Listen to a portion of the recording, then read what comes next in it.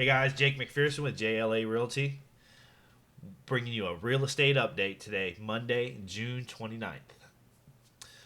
So I'm going to go over homesteading your property today, as well as 1031 exchanges. So, homesteading your property.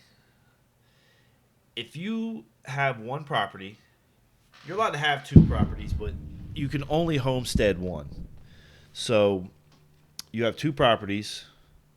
You're a lucky man and or woman, um, but you want a tax break on one of these properties. You can homestead, and homestead does two things. It gives you a tax break, from what I've been reading, as well as it allows you to have a property that they can't take from you, or it's a lot harder for them to take from you.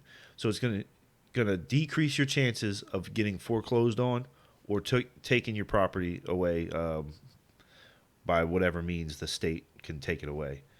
So the process in which to homestead your property is fairly simple and it's free.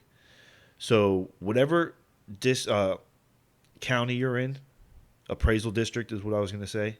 Whatever county you're in, you're going to go there. So for the sake of argument, we're going to say Harris County Appraisal District. So you're going to go on a Harris County Appraisal District website. You're going to look up homestead exemption. There should be a search bar. You should be able to search it, and it should come right up. And if not, drop me a line. I will do some further investigating. I'm actually in Chambers County, so it was different. And I'll help you out, no problem. So you'll go there. You'll fill out the application. I think there'll be like tax ID numbers. This is all stuff you can get from the county. It should be on, like, you'll be able to search your property, and it should just tell you, have a list of numbers and things that you probably won't know, but it'll be on there. Everything you need will be on that HCAD website, Harris County Appraisal District. So what we're doing is we're trying to homestead the property to avoid foreclosures, being taken away from taxes, and get a tax exemption. Also, just sounds cool, right? Like some frontier days, homesteading your property.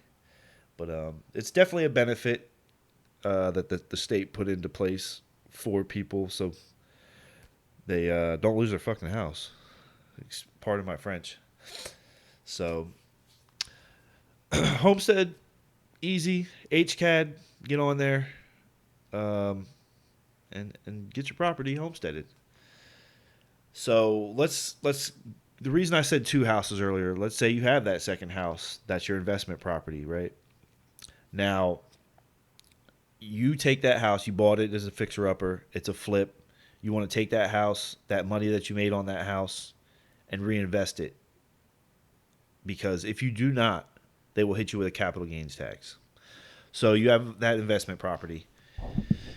You made $80,000 on it. So that you do not get hit upon sale with a capital gains tax, what you need to do is a 1031 exchange.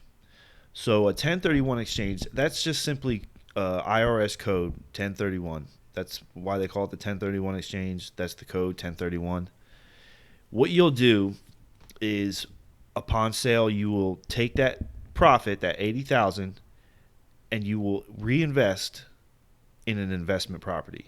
It just says investment on the actual paperwork. It says just reinvest in a new investment.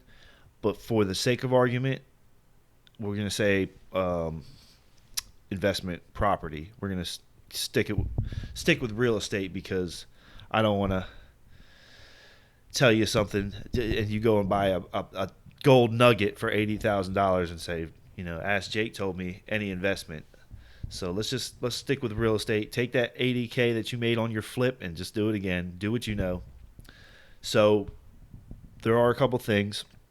You need to take that money and you have to reinvest it in a certain amount of time. I want to say it's 45 days, but I would almost bet that 45 days is, you just have to be under contract or some sort. I don't think that's pretty fast. For 45 days is pretty fast to reinvest in a house.